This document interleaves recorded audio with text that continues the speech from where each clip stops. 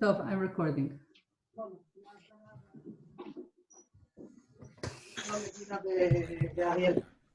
There we go. Now we see. Yeah. There we go. All right.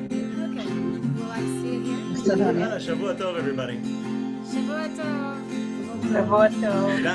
ליהודי הייתה אורה, הייתה אורה, ושמחה וששון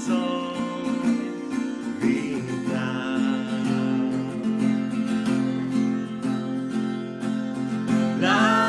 ליהודים הייתה אורה, הייתה אורה, ושמחה וששון ואיתה.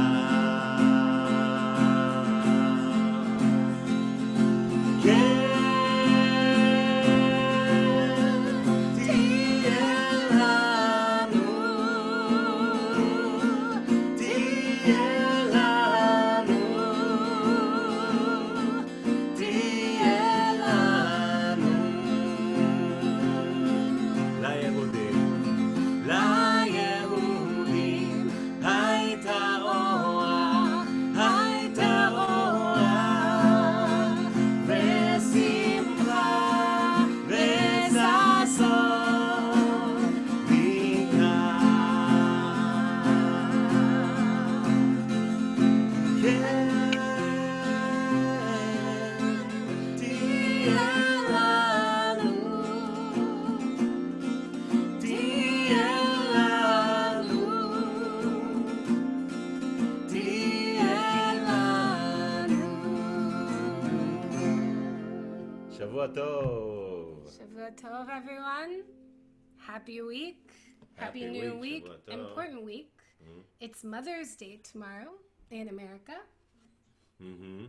מחר יום האם, כן, הוא לא יודע אם פה, אבל לאמא שלי זה מחר יהיה גם יום האם. Yeah, both our mothers are American, so it counts. And this next song is for them and for all the mothers, but a few special ones on my mind right now, including my best Israeli girlfriend, Amit, who had a baby on March 31st and has been a superhero mom and such a hard time to be a mom, I think. אני רוצה להגיד שאנחנו מקדישים את השיר הבא לכל האימהות, ורבקה סיפרה על חברה שלנו עמית שגם שנהייתה אימא טריה עכשיו. אז השיר הבא מוקדש לכולם, והיום אחרי ההבדלה גם יהיה אירוע מיוחד ממש בהמשך בלינק הזה. יהיה שיחה עם קהילה מקנדה. Hi, Canada! Hi, Canada. And it's gonna be great. We're gonna... And Let's start with this yeah. song. And if you're wondering why this song for Mother's Day, it's only because it's my mom's favorite. Took my love and I took it down. I climbed a mountain and I turned around. And I saw my reflection in the snow-covered hills. The landslide brought me down. Oh, mirror in the sky, what is love? Can the child within my heart rise above? Can I sail through the changing ocean tide? Can I handle the seasons of my life? I don't know.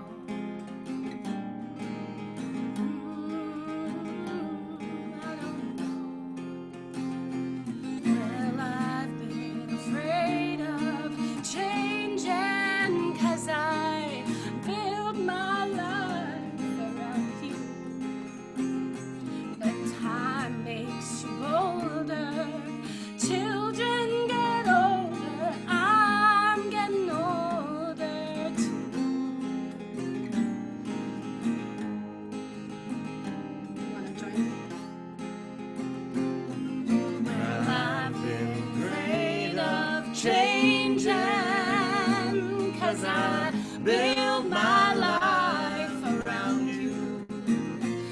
but time makes you bolder.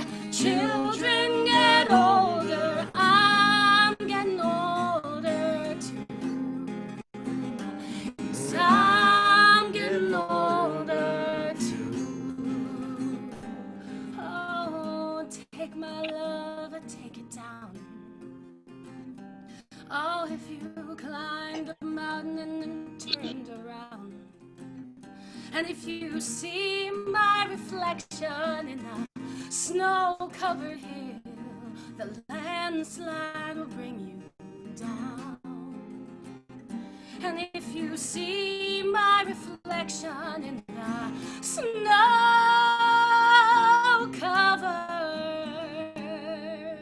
hill,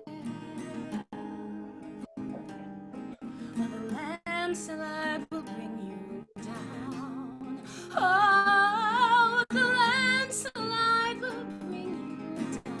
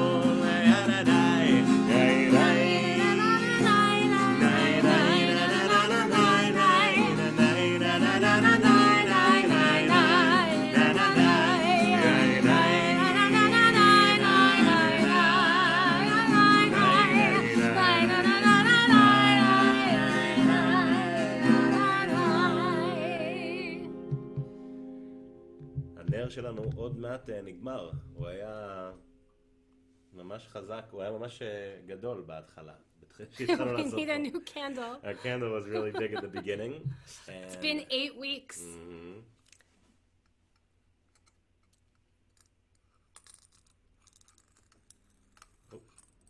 Ooh.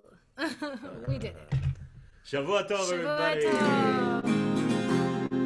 המבדיל בין קודש לחול, חטאותינו ימחול, זרענו שלומנו ירבה כחול, וככוכבים בלילה. שבוע טוב, שבוע טוב, שבוע טוב, שבוע טוב, שבוע טוב, שבוע טוב, שבוע טוב, שבוע טוב. A good week, a week of peace, like goodness, rain, and joy increase. A good week, a week of peace, let goodness reign and joy increase.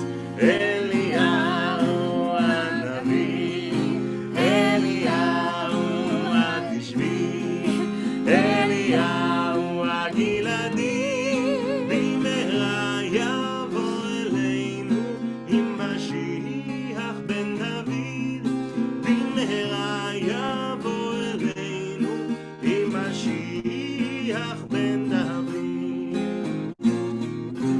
שבוע טוב לכולם. Happy good week.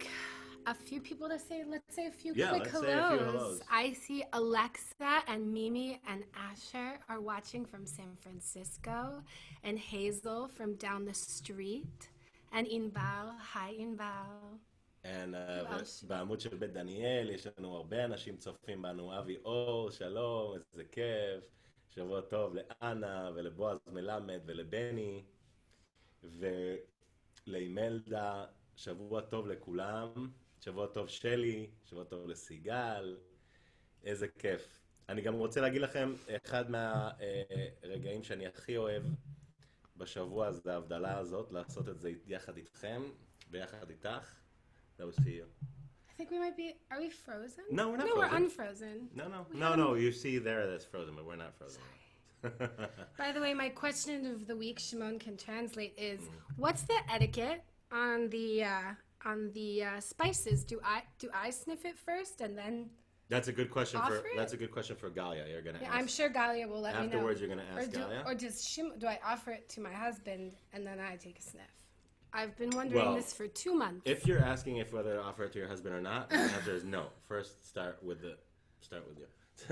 That's a nice reform answer right there. The Omer? כן, העומר, ואם אנחנו כבר מדברים על עומר, אז ביום שני יש אירוע מאוד מיוחד, ואני רוצה לספר לכם על האירוע הזה. חיים בתוך האש.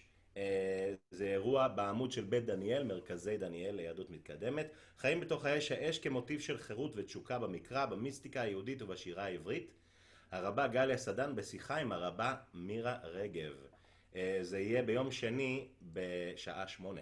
So this Monday at 8 there's going to be a whole Lag BaOmer celebration on the מרכזי דניאל webpage. Cool. שנספור את העומר?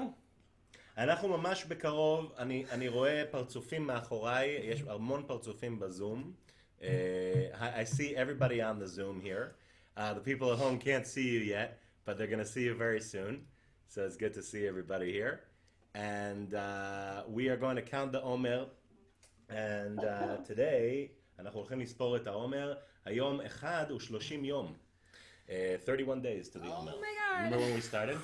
I do. אני זוכר שהתחלנו כי אני לימדתי את רבקה את השיר, וזה הפעם שאנחנו עושים את זה. You ready? אוקיי. הנני מוכנה. Yeah. We'll see how it goes. את מוכנה? אני מוכנה.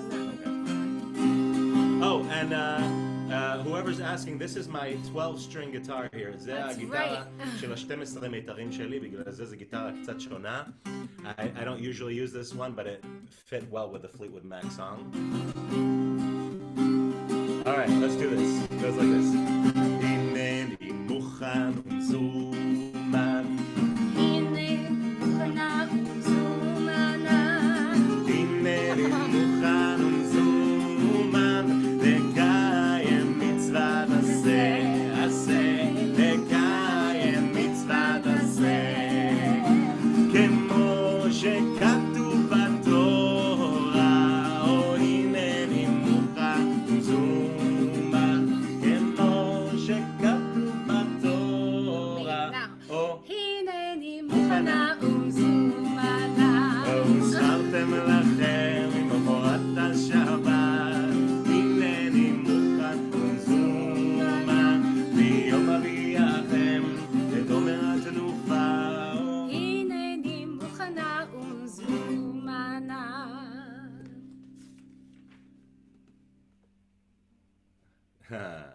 אוקיי, 7 שבתות תמימות תהיינה עד ממחרת השבת השביעית תספרו 50 יום וינועם אדוני אלוהינו עלינו ומעשה ידינו כוננה עלינו ומעשה ידינו כוננהו למנות ימינו כן הודה ונביא לבב חוכמה ברוך אתה אדוני אלוהינו מלך העולם אשר קידשנו מצוותיו וציוונו על ספירת העומר היום 31 יום שהם 4 שבועות ו3 ימים לעומר.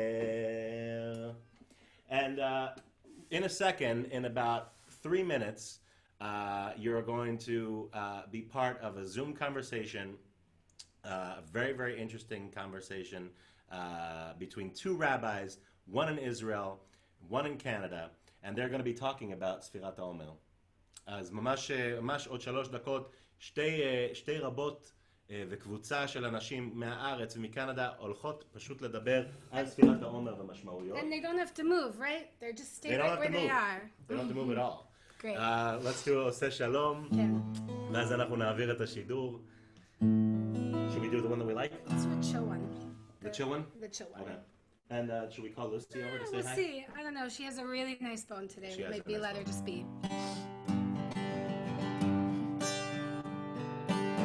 עושה שלום במרומיו, הוא יעשה שלום עלינו.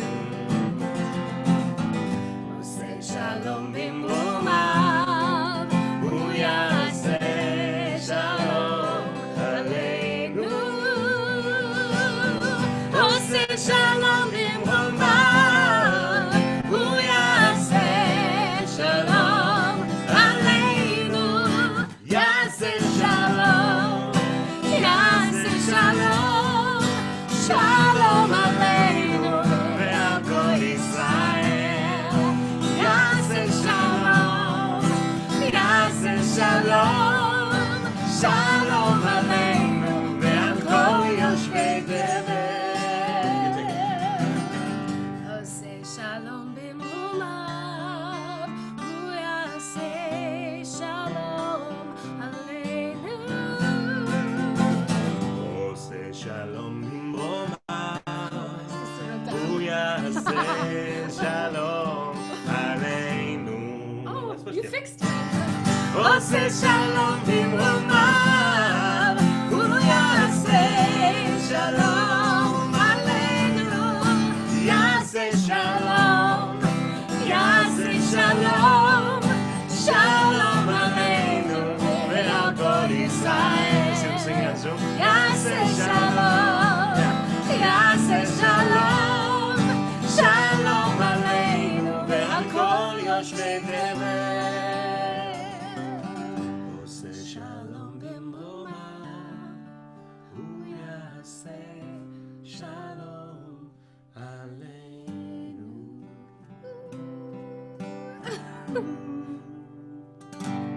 שבוע טוב לכולם, שבוע שבוע טוב טוב. everybody. ממש בעוד דקה תתחיל השיחה ממש כאן, לא צריך לזוז, לא צריך להתנתק, you don't need to move or to unplug. We are about to begin. My name is Shimon Smith, this is Rebecca Flanders, behind us is Lucy over there, and we do Havdalah here on the Beit Daniel, the Beit Daniel page every Saturday night. Yes, we do. תודה רבה. Happy Mother's Day. הנה שקף, ואנחנו מיד מתחילים. טוב, תודה רבה. Hello, Rabbi Gila, and Ariel. רגע, אני אגיד לכם... Shimon, I'm muting you. Shimon? I don't know if you can hear me. Let's mute him. תודה רבה, So, ממש. תודה רבה לשמעון ולרבקה. תודה רבה. שמעון, אני שמה אותך במיוט. בסדר, אני מעביר אתכם לשידור פייסבוק. You can use mine. Okay. Okay. So this has been recorded. It's also on the Facebook page of Beit Torah and Beit Daniel. Galia, just wait 1 second. I'm going to go like this when you're on Facebook, okay? No, it's okay. It's fine. Later on, okay? If people want to watch it later on. So it will be on the Facebook page of Beit Torah and in the Facebook page of Beit Daniel. And so you can re-watch it if you missed anything, if you came in late. You are very welcome to watch it later on. I guess that you all saw my bunch of sheaves of wheat, actually barley, I think. This is an idea that I took from a congregation, Beit Menorah, in Pretoria in South Africa when I served there as a rabbi for several months. And they used to add one sheaf of wheat each day of the Omer. So the vase is getting pretty full. And it will be double the full by the end of the Omer, but it gives a very realistic expression of the passing days of the Omer, which is actually the topic of our discussion today. I just want to say that it's the formal discussion will start in about 5 minutes or so, okay? So we are here to socialize and to say hello to everyone because we said that the actual session will start at 8:30. So you can turn off your camera to bring yourself a cup of coffee, to get settled. Everyone is welcome to do whatever they feel comfortable to do. And it's so wonderful to see so many members of Beit Menorah and so many members of Beit Daniel joining us tonight or this morning, right? So, hello, Rabbi Gila. Hello, shalom. Hi, Nechmad. Okay, this is very nice. So it's lovely to see many people from our shul here in Edmonton, Alberta, and many people from Beit Daniel and from the Facebook, I'm guessing other people as well. We're recording this and we'll put it, hopefully, if all the technology works, we'll put it on our YouTube channel as well. So people can also go back there and share from there if they are interested in doing that. Ken, we just finished our shachrit a few 20 minutes ago. So it's kind of, time is collapsing in on us. Time and space are all collapsing and we're doing everything at once. And we just started the morning and it's about to be over. That's the shortest day ever. Yes, it's like we're in the middle of December. It's amazing. Well, I turned on here, a strong light, so you'll feel as if it is morning in Tel Aviv too. Yeah. So I just want to tell you that Rabbi Gila and myself go back together. And I don't know, we've been friends for ages now. It's obviously we got very old by now, Rabbi Gila. So many years. And it's we had this idea of cooperating, doing something together. So as it says,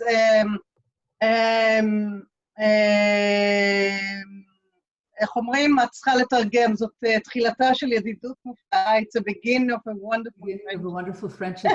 Caine is saying here that something in the voice isn't working, that at least some people can't hear me, so I don't know what's going on. Mital, is that? I can hear you. If you can hear Rabbi Gila, can you signal us? Okay. Yes, I hear her very well. I hear you guys very well. Everything is okay. Okay.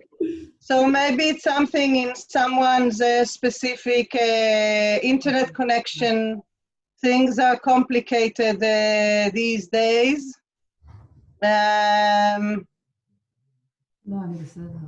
It's bright and shiny in Edmonton, 9 degrees. Wow, that's really warm for you guys, 9 degrees. Yeah. 9 degrees is like the peak of winter here in Tel Aviv. Yeah, well, I've seen pictures of the snow in Edmonton, but everything is now green and nice, right, Rabbi Gila? It's getting there. I was going to say about the counting. I was thinking about the counting the Omer with the wheat that you put in. My personal counting the Omer is counting every day how many new green bits come out of the earth. I can see little bits of plants, and every day there's a new shoot coming out, and that's the way I'm counting the Omer.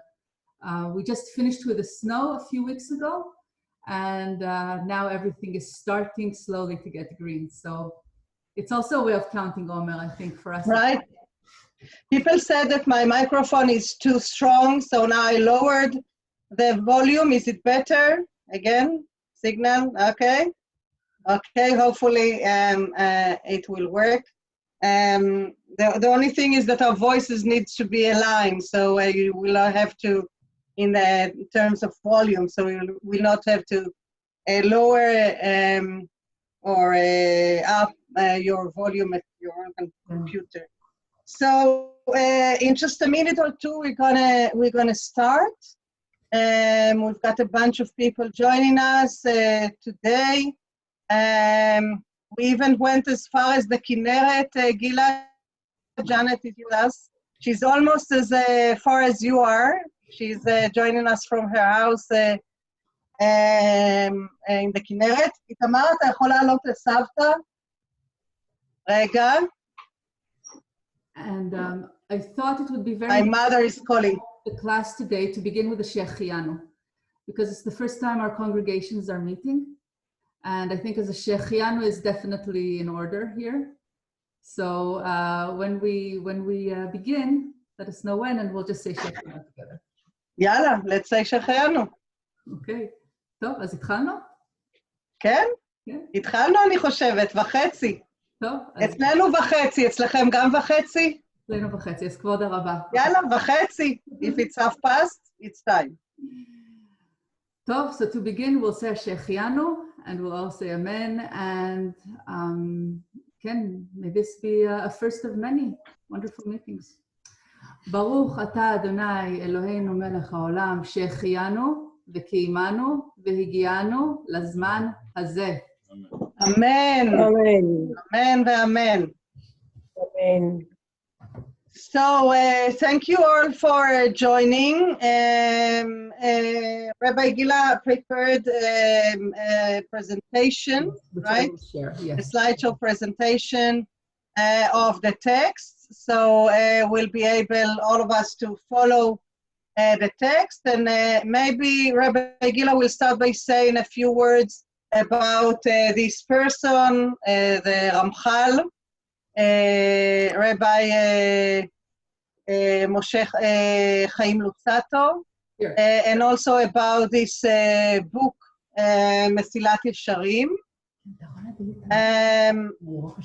So you can see that we're talking about a rabbi, a poet, an interpreter, a researcher, a Torah teacher that lived in the 18th century.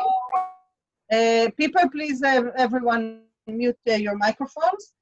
In Italy.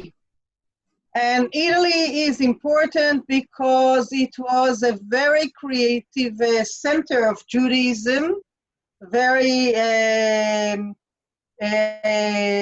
open-minded and original. So perhaps no wonder that we're talking about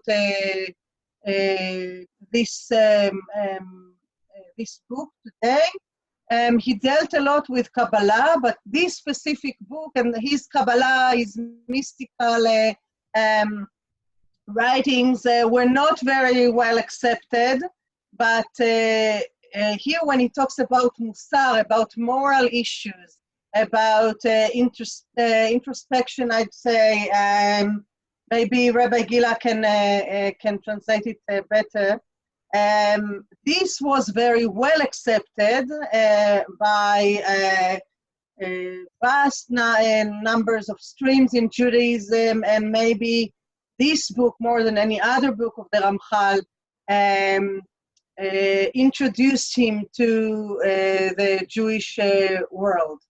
So, Rabbi Gila, maybe you can say a few words about the book that we're dealing with. Mm-hmm. Yeah. Okay, תודה. Messilat Yesharim. Messilat Yesharim, okay. So, Ramchal will get into Kabbalah, but Ramchal, one second, I'm just admitting more people here.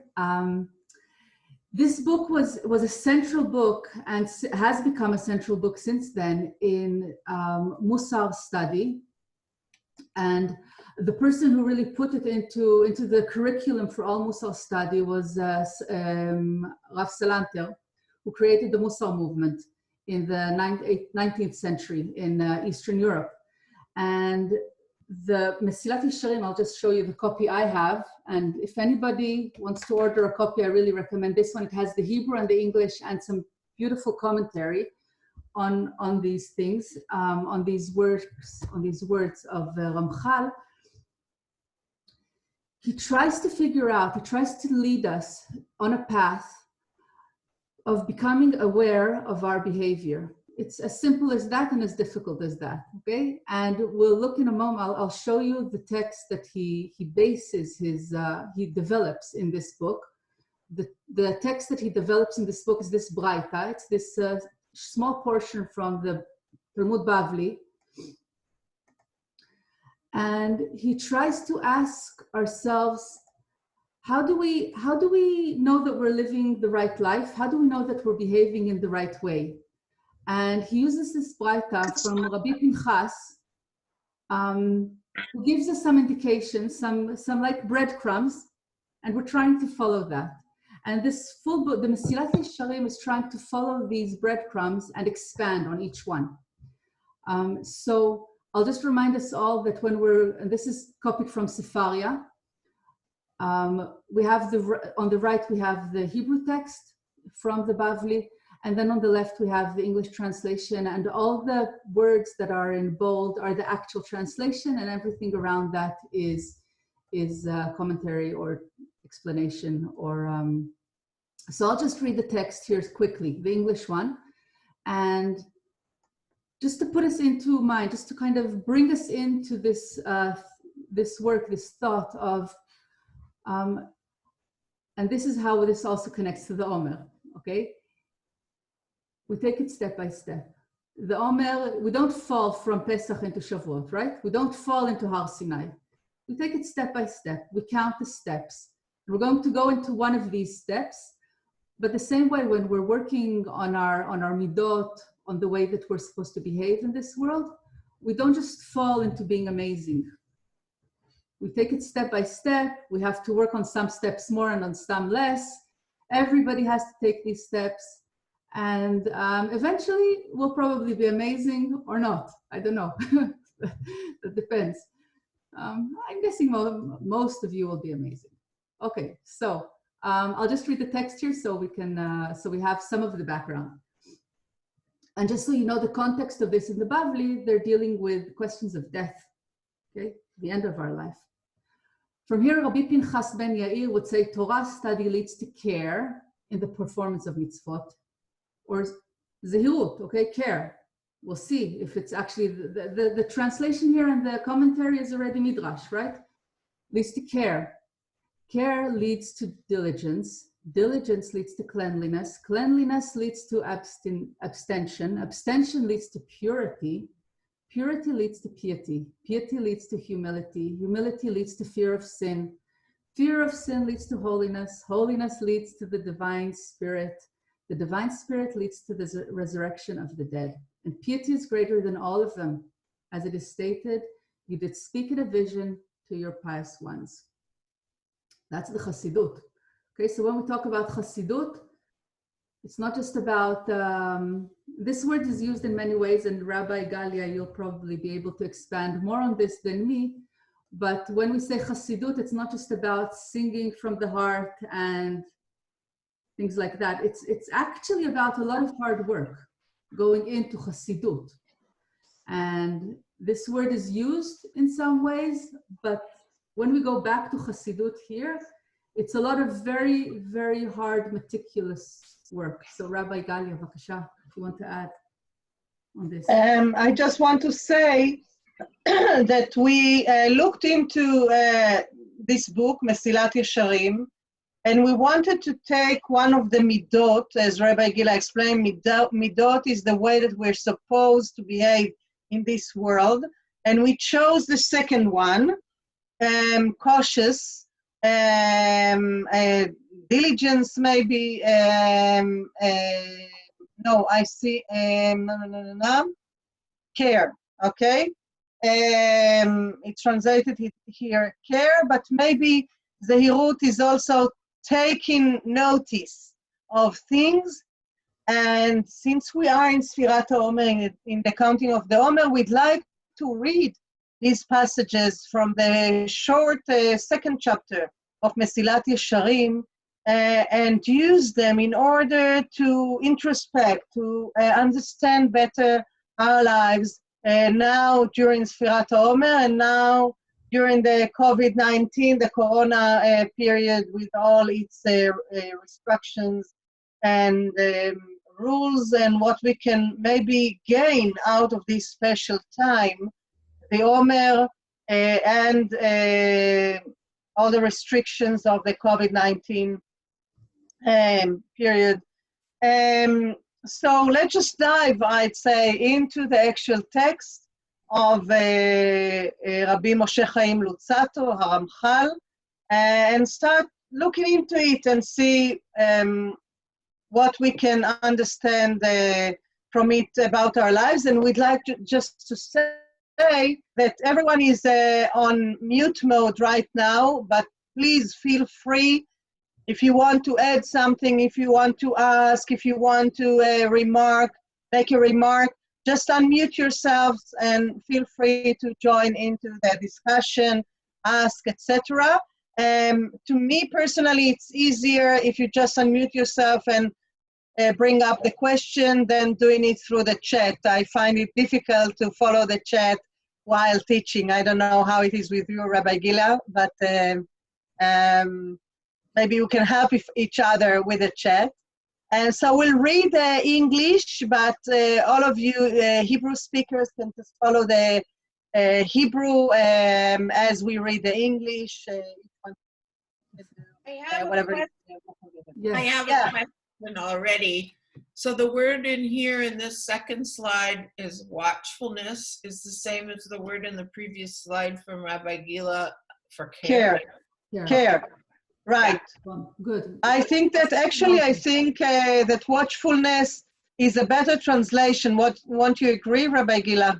Yeah. I feel that it's a better translation. And I think it's more of what he's going to be talking about, and especially with noticing through seeing on the many layers of seeing. Zehirut. For those who want the Hebrew, Zehirut. You'll see it there. Yes. If people feel comfortable and they want to use the chat, find a good way of contributing to the conversation. So, Vakasha, let's start with this first one. I'll just read it, and then we'll go into talking about it. Is the shorish of that particular word Zohar? No, not as far as I know. It's from Zehir. I don't know. Rabbi Galia, Zohar and Zahir, same root. You're muted. Rabbi Galia. Sorry, I didn't. That's a very nice question and a very nice sensitivity to Hebrew. I don't think that there is any connection between Zahir and Zohar. Zohar is shiny, right? Sparkling. That's the book of Zohar. Whereas Zehirut or Zahir is being cautious, right? Watchfulness. But I'll have to think it in depth later on. I don't see any connection, any linguistic connection that comes to mind. But it's an interesting idea. Rabbi Gila, maybe we can ask one of the congregants from Edmonton or from Israel to read for us each paragraph. Great idea. And we'll do that for the rest also. So who would like to read this first paragraph, please? And just jump in and start reading, please. I can do it, Rabbi. Thank you, Hank. Toda rabba. The idea of watchfulness is for one to be cautious of his deeds and matters, namely contemplating and watching over his deeds and ways, whether they are good or evil, not abandoning his soul to the danger of destruction. God forbid, and not walking through the course of habit like a blind man in darkness. Reason certainly obligates this. That's all I see. Okay, thank you very much. Our dog is coming in. Why don't you begin and then I'll add. Okay. So I think so. The first word we already started looking at, that's watchfulness. That's the Zehirut. And it's also the matter of contemplating. I thought we would look at these two words, contemplating and watching. And perhaps we could start thinking why contemplating and watching, and the various ways of contemplating and watching, what they can add, and how they can help us be zahir, how they can help us be careful, what in them, and what are we looking for? People want to think about that for a moment.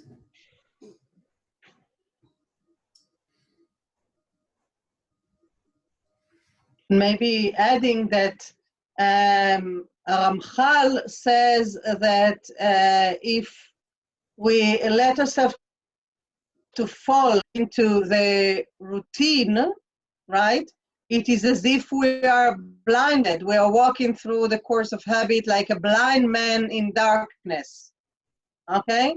So we'll talk a lot about the routine, but I'd like to suggest that maybe the counting of the Omer gives us an opportunity to stop and to think about each day that has passed, not take the days for granted, not take the time that is passing for granted, and also prepare for the next day. And this is the essence of watchfulness, of contemplating on our lives, on our time, trying to figure out how do we use our time, how do we make the best out of our time. And I'd like also to suggest that unlike the rest of the book, when where the Ramchal has very, I'd say, strict ideas about how we should live our lives, I'd say that it's okay to use our time for pleasure, for resting, for enjoying ourselves. That's perfectly okay.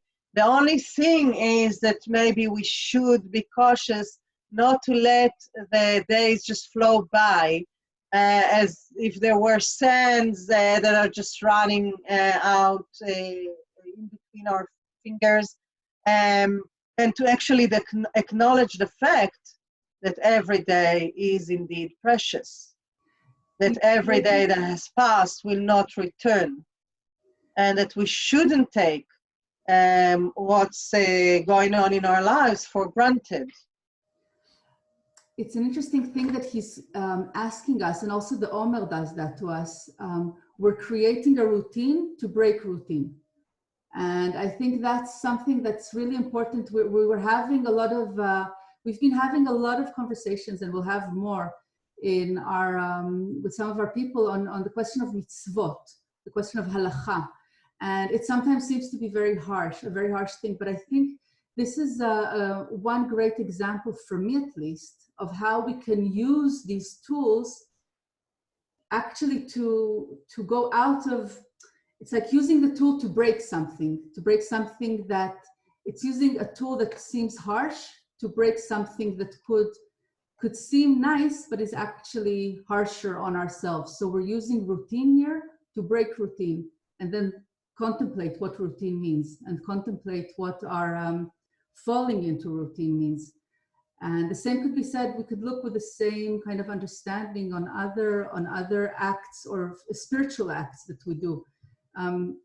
This goes back to the question of what does spirituality mean, I think. And it's almost the opposite of just kind of, I think religion and spirituality are not opposites. We need this, I think we need, okay, which is why I'm a rabbi and why I'm sitting inside of Judaism, but I think we need the structure, we need a very intricate and well thought through structure in order to be able to transcend the day-to-day, or descend into the depths of what spirituality can mean. So the Omer is a great tool for that. Another word, okay, and I see there's tons of remarks in the chat now. Yeah, people like very much the idea of creating a routine in order to break a routine. That's a wonderful idea. So, and to that, no, yeah, and I think it could take us, so it's something this is for the Omer, right? And one other word I would like us to focus on here on this page is reason. Reason certainly obligates this. And we were talking before, Rabbi Galia, when we were preparing this, about how reason, the word reason, and in Hebrew, it's the שהשכל יחייבהו.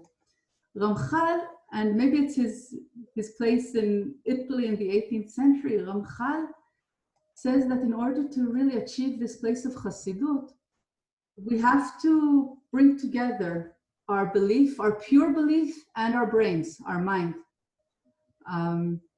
We have to use our minds in order to be able to attain spiritual heights. Now, how do we take this into the Omer? I'm not sure where the mind enters into, where the curiosity, where the curious contemplation, the asking of questions, how could that become part of our Omer practice in order to go up to Har Sinai?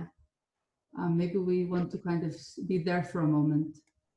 I think that maybe we can add what he says in the introduction, that when we think about worshiping God, about love, not only love to God, but also love to one another, all of this seems really spiritual, right? Faith is spiritual, love is spiritual, and the Ramchal says, no, it's not just spirituality. It requires hard work.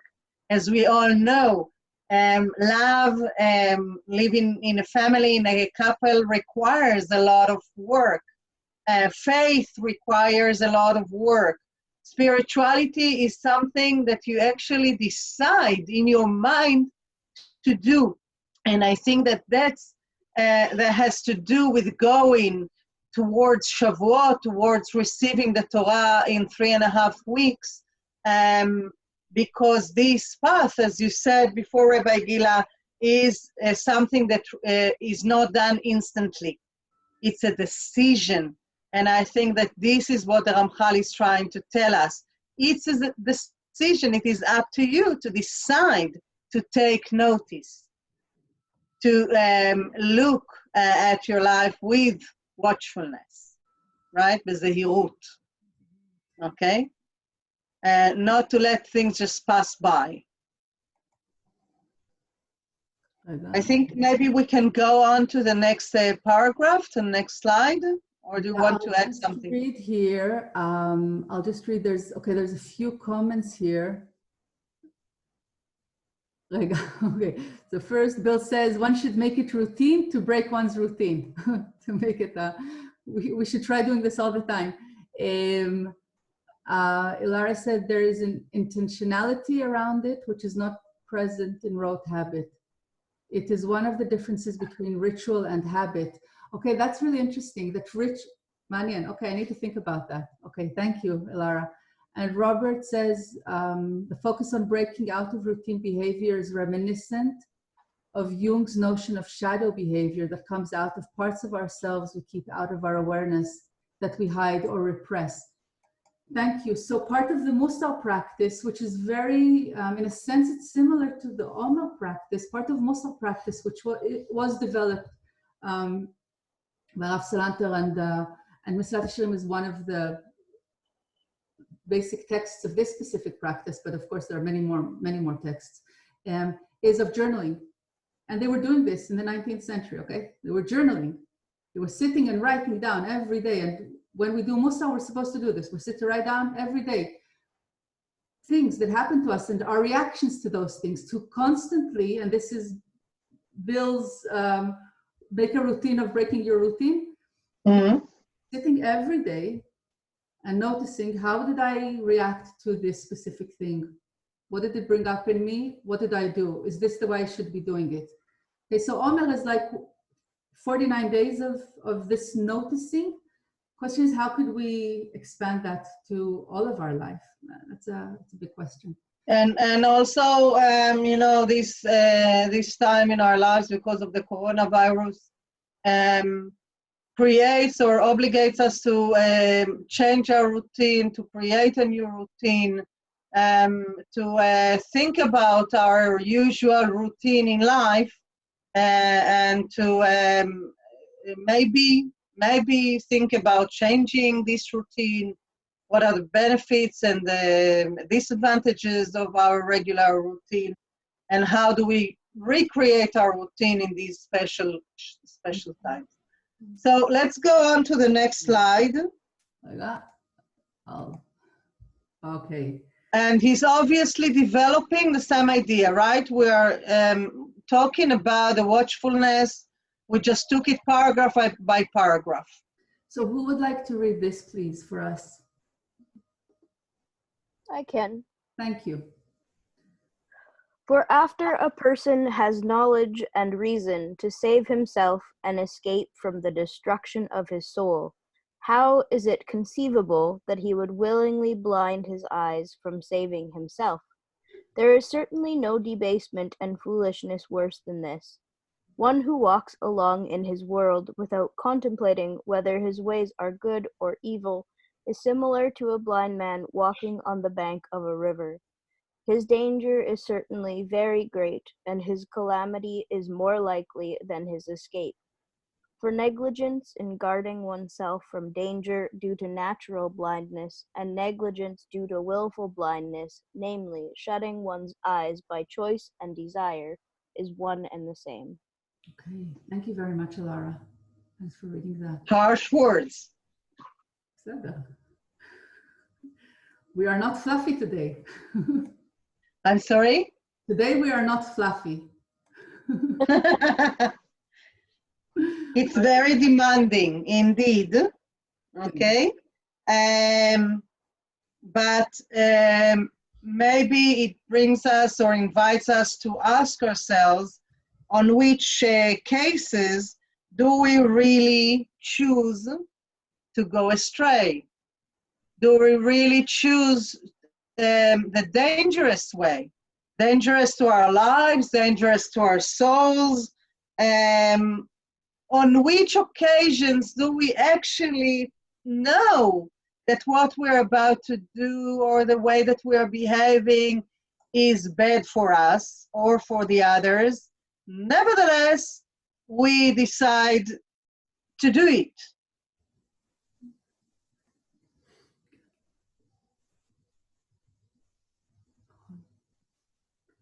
Rabbi Gila, would you like to add?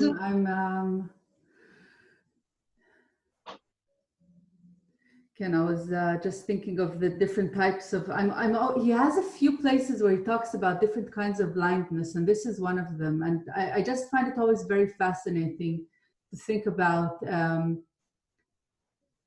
natural blindness and willful blindness. I love this distinction and noticing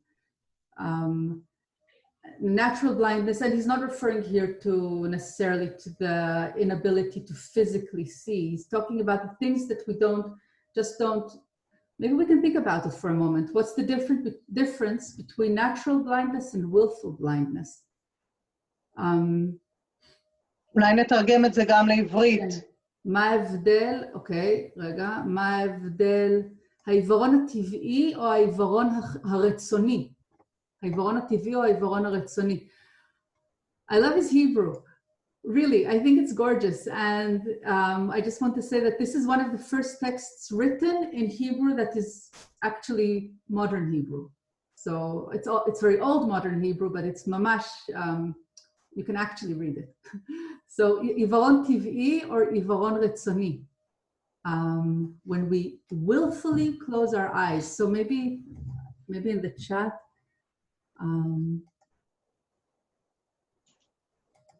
Do people want to kind of think for a moment and give examples of willful blindness and natural blindness?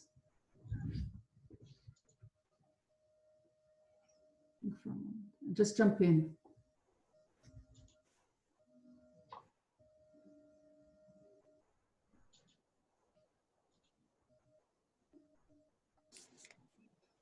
Oh, I'm just trying to see if people are putting stuff in there. Lauren is writing to us about addiction, right? Like I lost it. About addiction is a very good metaphor. And maybe addiction is a good metaphor.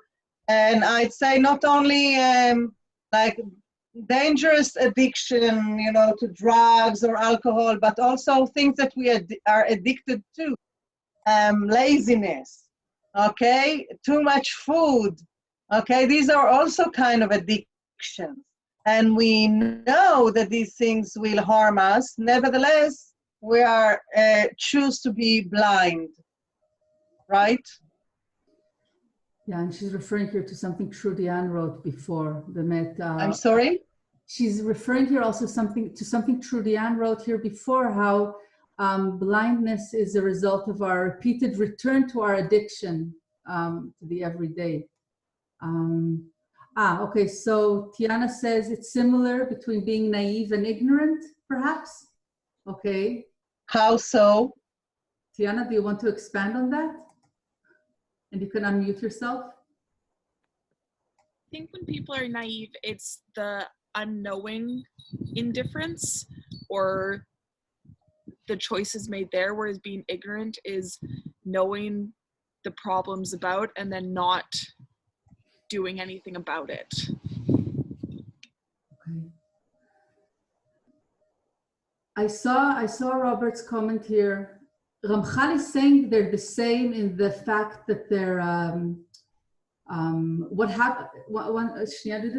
Ramchal. So what happened? I mean, the result, the end result is similar, but I think we need to know the distinction between being naturally blind or willfully blind. We can get mixed up between these things, and part of many people are raising their hand. Okay, 1 second.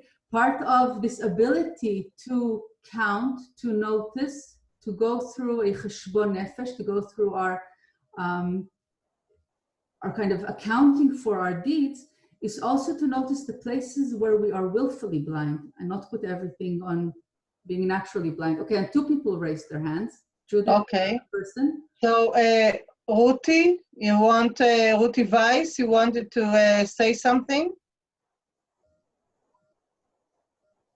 רותי, תשימי את עצמך באנמיוט. Maybe, Ruti, you need to unmute yourself. Unmute yourself, please.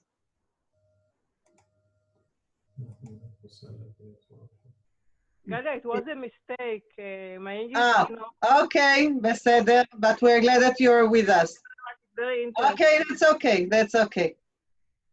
So, who else wanted a Gila? Judith. Me? Judith. Judith, בבקשה, Judith.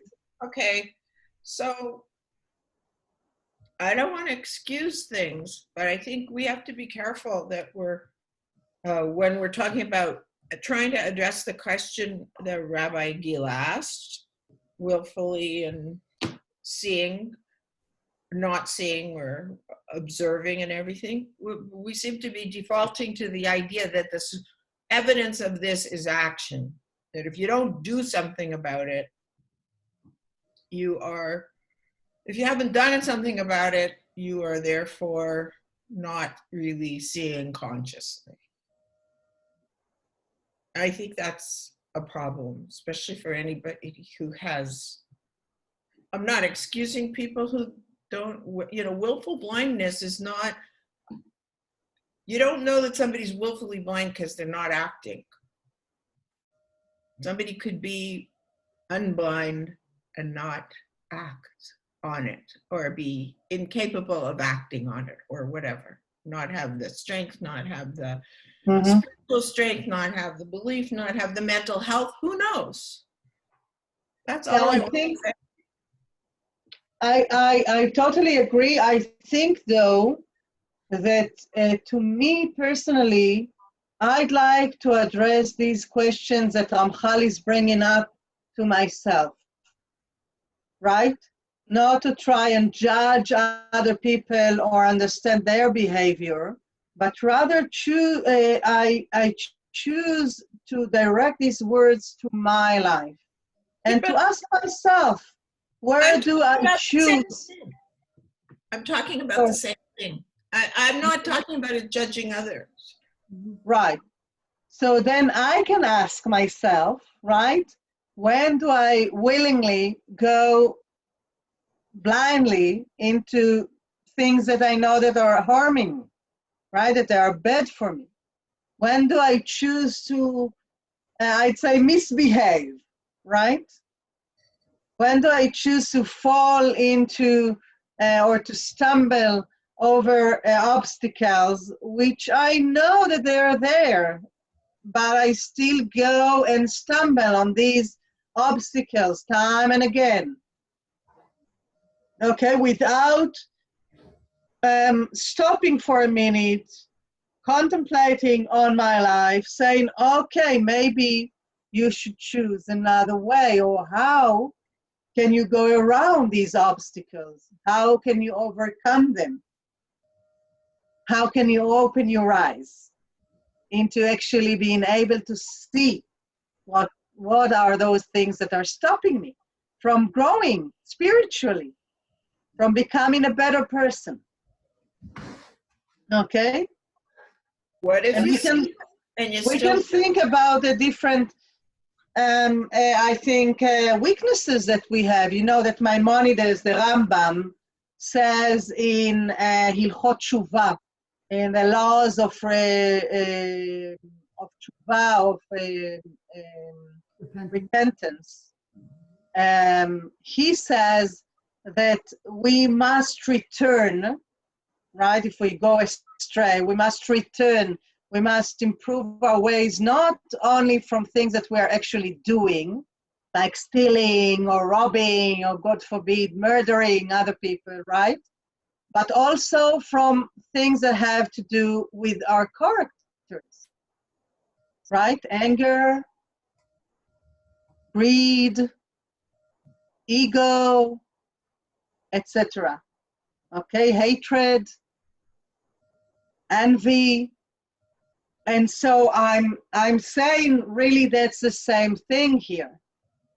Okay, which are those things that I must open my eyes and acknowledge that they exist in myself? Because if I don't acknowledge them, then I'm stopping myself from growing spiritually, from becoming a better person. I will say one last thing, and then I will retreat from this, because I think we're a little farther than, well, anyways, I think that people who are, this is a potential recipe for self-hatred too. What you just. I'd say that that's a very interesting idea. I mean, awareness. Presenting Judith, and I'd say that's the warning from the other side. I totally agree. We must maintain balance, right? We start the morning, you just said Shacharit, right? You said, Elohai neshama shenatata bi tehorai. Okay, my soul is pure. I must acknowledge that too. And what you've just said to me is, wow, it's really intense. Thank you for this last sentence that you added. Okay, so all I'm saying is, you know, in the sort of Eastern religion approach to observation with no judgment is maybe the intermediary step first. But there's a lot of judgment in this stuff. Hello? So, okay, bye. I'm done. I'd like to. Yeah. Hello? Yeah. Can I? Yeah, Trudy, go ahead. I want to share the idea of mindfulness because I think we can see this as moral failure and we can get really judgmental on people who don't do what the Sadan was telling us. And I think this is a good argument for the practice of mindfulness so that we begin to notice where we are moment by moment and to notice when we've fallen asleep. So that's my thought about this. I'm always wary about getting morally judgmental. Thank you. Okay, thank you. No, wonderful. So these are all strong observations that we need to notice. I just want to remind us all that when Ramchal is writing this book is not for us to look at other people, it's for us to look at ourselves. That's the main idea. We're looking at ourselves. We're not checking what other people are doing. That's not our business. In other instances maybe yes, but not in this specific instance of doing practice with our own soul. And I agree, it could descend into self-hatred, it could descend into places we don't want to go into the Yetzer Hara. I think when he'll continue, and this is part of a wider discussion, we have within us Yetzer Hara and Yetzer Tov, and Yetzer Hara is a place to notice, is the place that will take us into these. If you're not supposed to hate others, you're not supposed to hate yourself, okay? That's going into Yetzer Hara again. And when you're studying this, when you're studying Kabbalah, when you're studying anything, you're still supposed to be in a Jewish practice that reminds you to do the prayers of Elohai Neshama and of Modani every day, of being thankful. We're still supposed to be in the world. This isn't separated from other practice. This is part of it. So that might help to balance, maybe not. Mm-hmm. So maybe we'll go to the next slide that actually brings us to the discussion about Yetzer Hara. Can I bring and as Rabbi Gila is there's somebody who wants to. Can I add something here for this one? Yes, Jesse, go ahead. In my opinion, statistically, I was looking at it, thinking about all these things and behaviors and people, how they think. As Rabbi Gila mentioned here, we're looking at ourselves.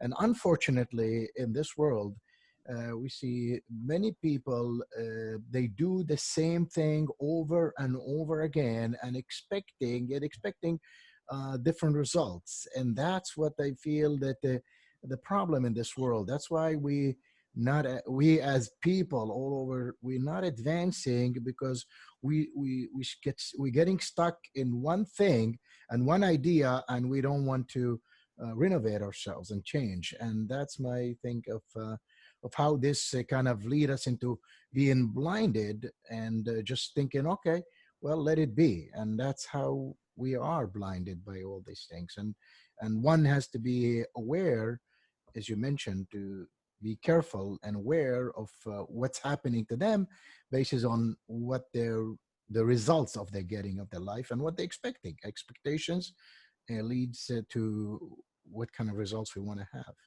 So I think that's my opinion about that. I think, Jesse, that it's a very interesting idea to say, do we, not because of self-hatred, but are we willing to say this is all there is, okay? This is who we are and that's that. Or are we in a constant journey to really improve ourselves? Rabbi Gila, you skipped a slide. Was it in purpose? You want to go to the... No, I didn't, not on purpose. And I'm just also seeing something from Paula here. Sometimes we need help outside ourselves, whether that be faith and or therapy or support, which is important. Okay, so maybe we'll do the previous slide. Is this the one? Ken? No. No, the previous one, not that one. ואולם הנה זאת באמת אחת מתחבולות הקודמת, לא יודעת למה דילגת עליה. זהו. כן, היצר הרע. Okay, so this is a Yetzer Hara, and this is actually nice because Rabbi Gila hopefully will share with you a nice idea that she had and that connects these words to the actual time of Omer, the actual time of harvest. So let's maybe read it and then so who would like to? Anyone wants to volunteer?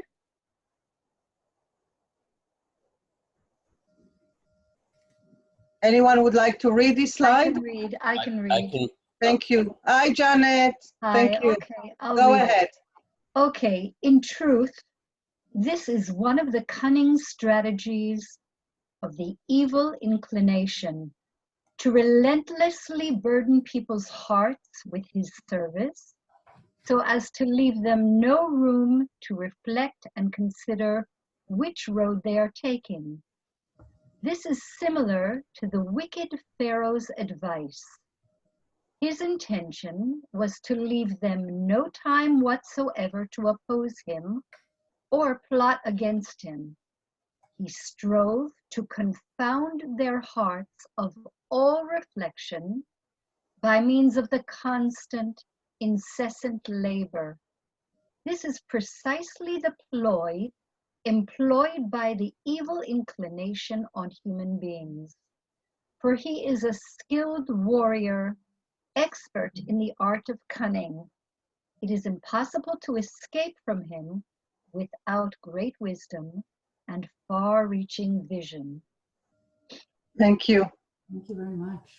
So, Rabbi Gila, maybe you lead this. Yeah, so I was really thinking of this in the time of the Omer. And what's the Omer? It's the time when we start cutting down the barley and the wheat, right? We're in the middle of work. I was thinking of the different types of work we have, and we see here in the Hebrew, we have the paro. I don't know if you can see the paro in the Hebrew. And then we see your mark. Sorry? We see the mark. You see the mark. Okay, so paro and then lafriya. So I want to do a small midrash here on the paro and the lafriya. The paro, the name of the pharaoh, and lafriya is to confound or to bother. And I was thinking of the different types of work that we have here.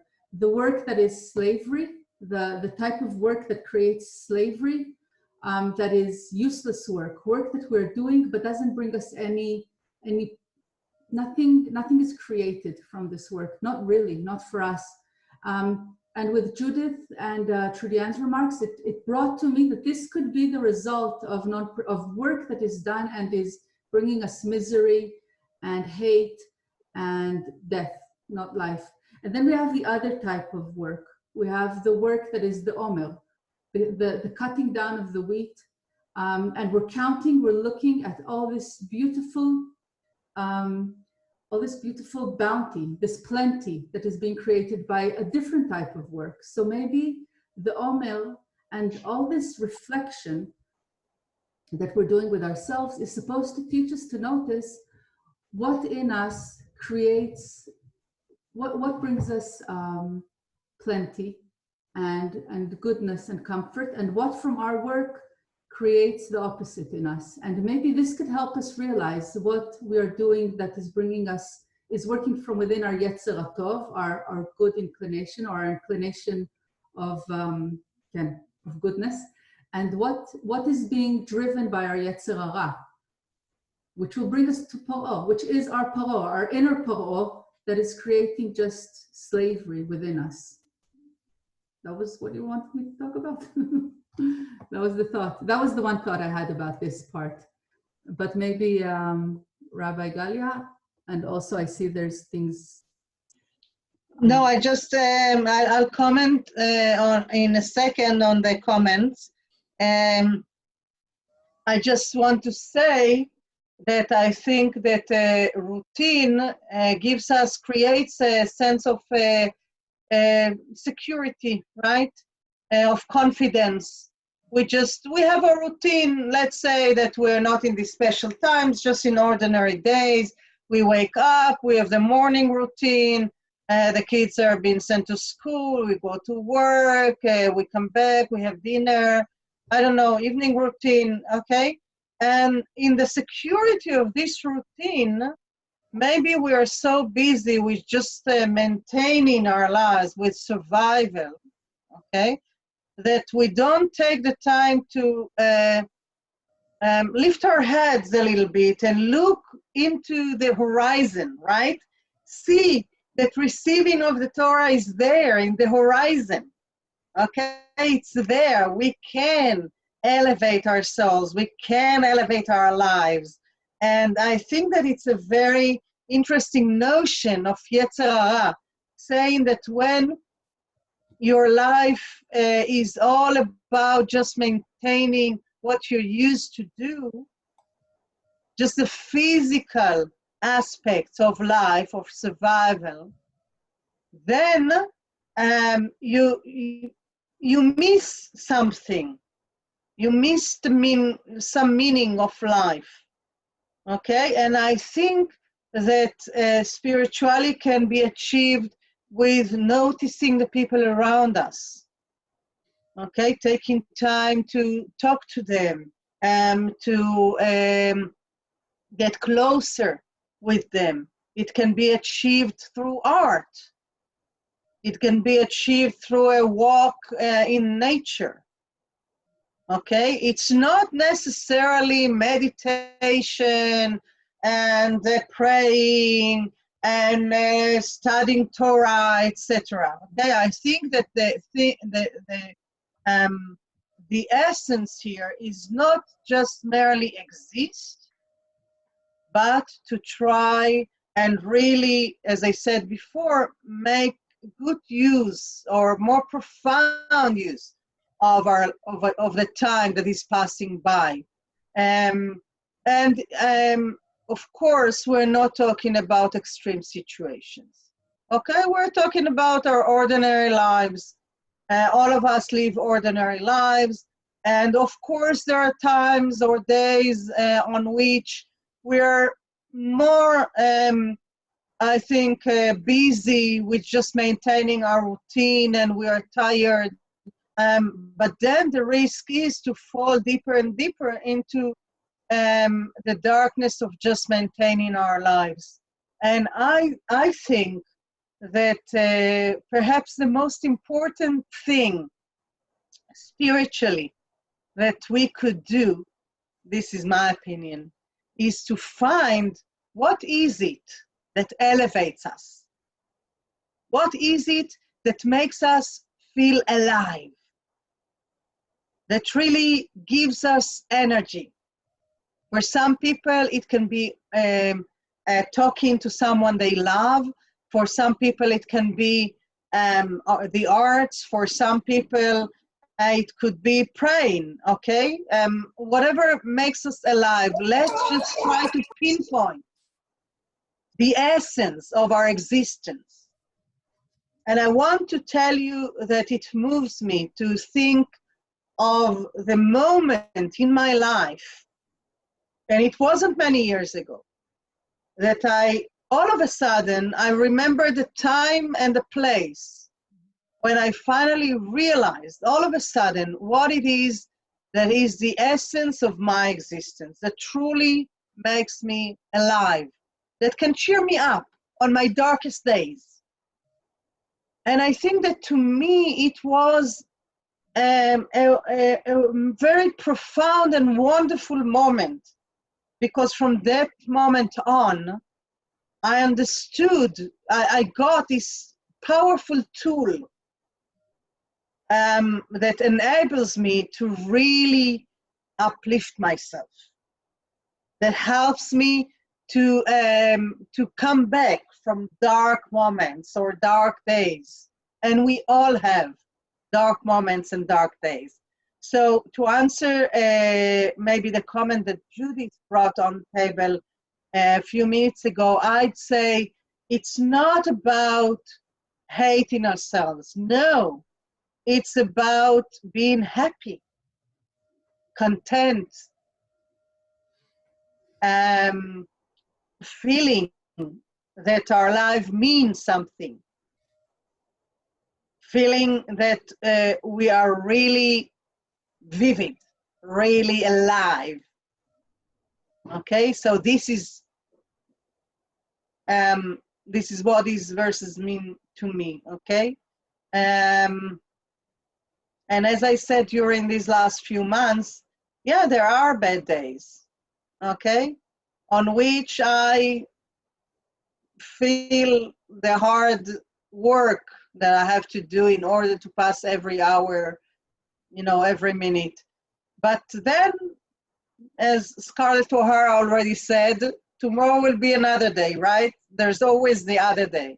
There's always a second chance to feel happier. Can I add something to that, Rabbi Galia? Can I add Please go ahead. something? Okay.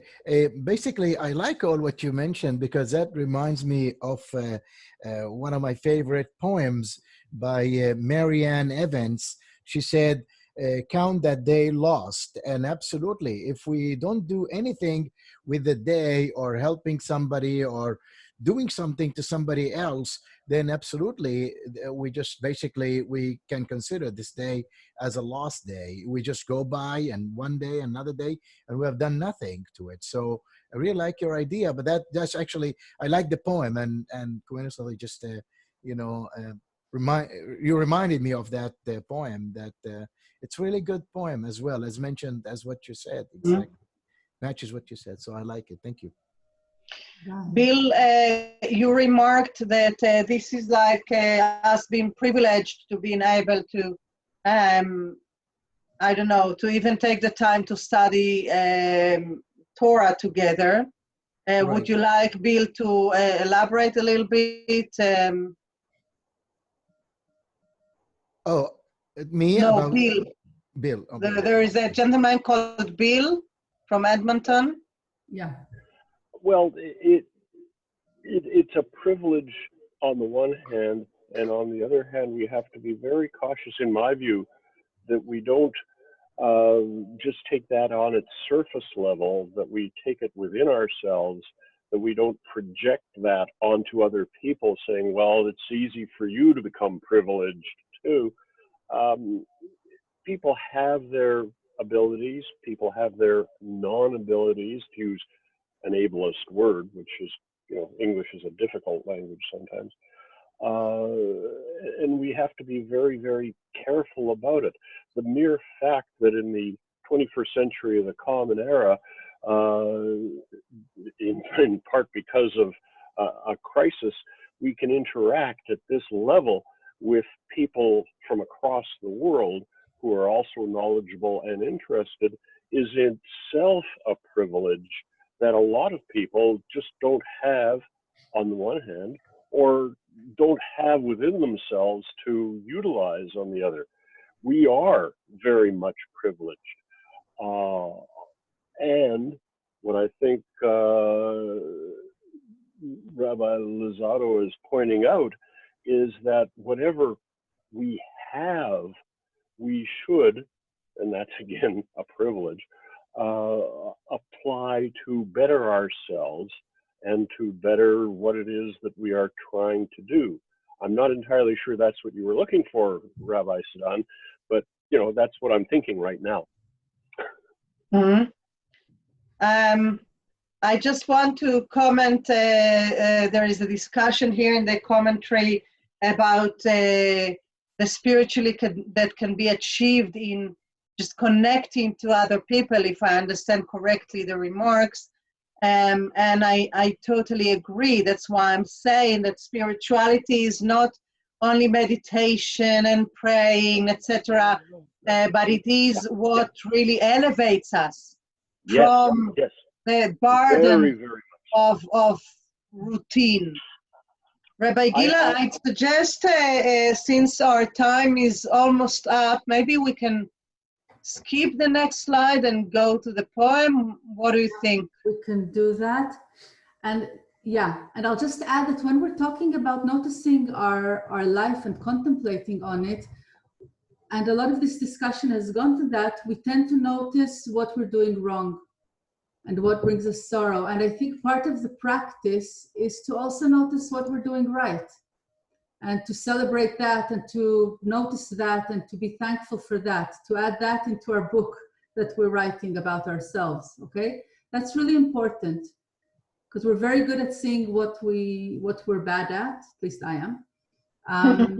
But I think we also need to see what we're good at and what brings us joy and who brings us joy and what we're doing really, really well and develop that, okay? That's also something to notice when we're doing this work. And the Omer, and Galia illustrated it beautifully in the Havdalah.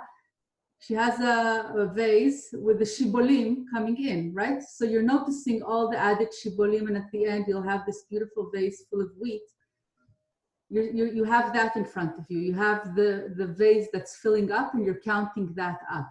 So I think this should also be could be a metaphor we could use. It's like the sheaves of wheat are like achievements, right? Not only falls, but also achievements. And someone also commented here, Paula, she says like Havdalah is also bringing Kodesh lechol. Nachon is not only separating, but also bringing a bit of spirituality into everyday life. And I think that's a very nice remark. Beautiful. Okay, so we'll end with a poem that's in a book that my congregation at least knows well by now, Counting the Omer, or Omer Accounting, edited by Rabbi Caine Kedar. And it's a book for the Sfirat Omer, and for every day of the Omer she has a poem. And for this night we have this poem. She has a poem or a piece of writing or meditation, and this is the poem for this evening in Israel. It's already evening. So would somebody like to read this for us, please? Yes, I would. Yeah, thank you. Please. Earth is crammed with heaven, and every common bush afire with God. But only he who sees takes off his shoes. The rest sit around it and pluck blackberries. Thank you. Thank you very much, Trudy. Thank you. I said to Rabbi Gila that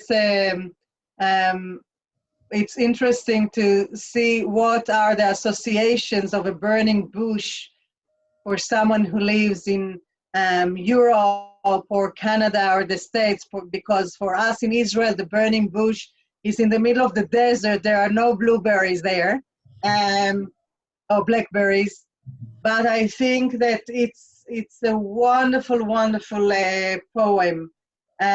Do we really see the calling? Do we really see the hand that is being reached to us, even by the people that surround us, our loved ones? Okay, do we really see when they try to connect? Do we really see opportunities to elevate ourselves from just the chores of everyday life? Okay, and I think that she says, let's all stand in awe when someone is offering to us the mere chance to elevate ourselves into a happier, more whole life, not holy, but whole life, with a stronger connection to ourselves and stronger connection to each other, I'd say. Okay. And I don't have much to offer more than this now. I think it's the opportunity is everywhere and at all time. And the counting of the Omer, the noticing is, and this happens every year. We count the Omer every year. We have an ongoing opportunity to go back and notice and learn how to notice. It's a practice in learning how to notice. And then we can see these beautiful burning bushes all around us. And that's it for me. That's all I think I would like to say for today, apart from saying thank you so much for this gathering. I'm very grateful for this gathering, for this opportunity of studying together across space.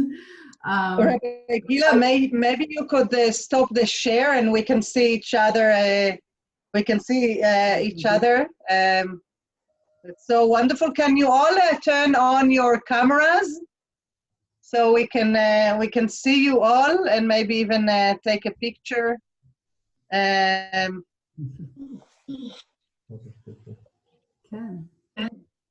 Maybe someone knows a better way to actually. Rega, just stop the comments for a second so we can take a picture. I don't know if there is a more intelligent way to do it than what I've just done. But if you can print the screen or it would be wonderful. Anyone would like to add something or ask anything, any other remarks? Yeah, may I tell you asked, you don't know what the burning bush is like for other people. And I'd like to share that I had a remarkable experience at a lake. And the lake was rippling, the sun was bright, and suddenly I looked at the tree. And the tree at the lake was alive and vibrating with light. It was, without my thought, it was a burning bush. Thank you for that beautiful image. Thank you, that's wonderful. It's a wonderful image.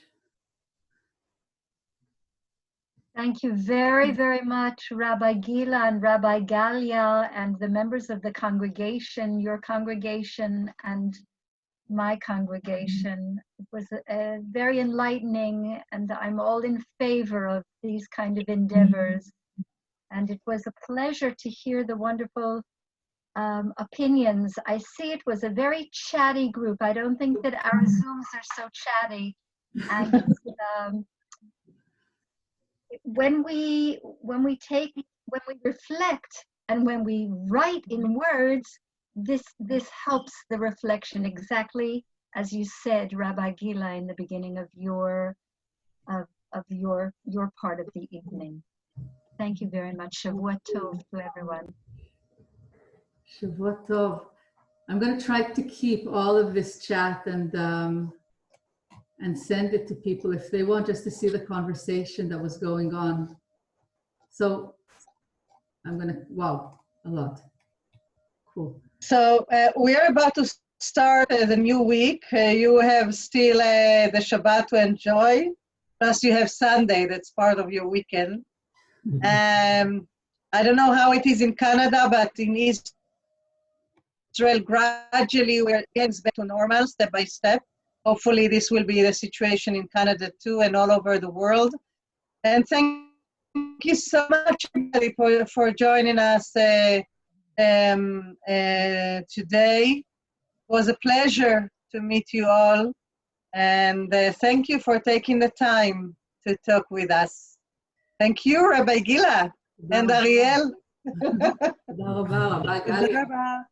Thank you all. Bye. Shabbat shalom. Shavua tov. Shalom. In Talmud in English. שבוע טוב. גילה, את יכולה להפסיק את ההקלטה, אני חושבת. כן.